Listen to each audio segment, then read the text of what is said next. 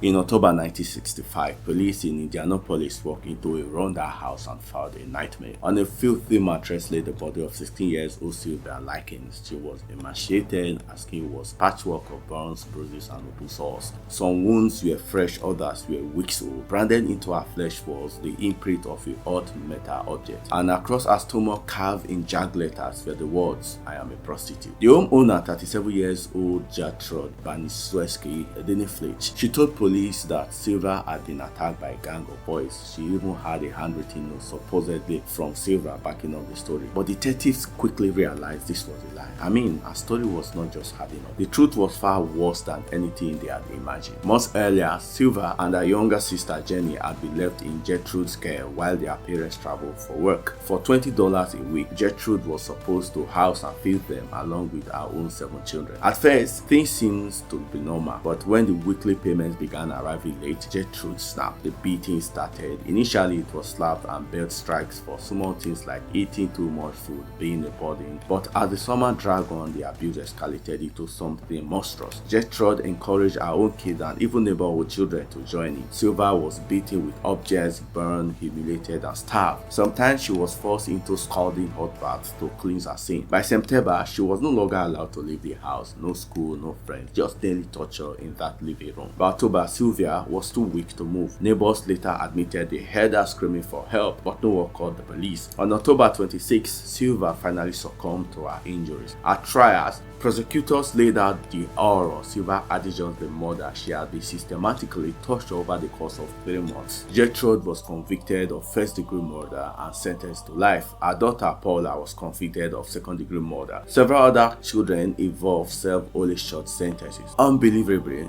Gertrude was released on parole in 1985 after just 20 years. She changed her name and lived quietly in Iowa until she died of cancer in 1990. Sylvia's case shocked Indiana to its core. Lawmakers were horrified to learn that neighbors heard her cry but didn't hurt. As a direct result, the state passed a law requiring anyone who suspects child abuse to report it. What do you think about this story? Kindly share your thoughts in the comment below. Thank you.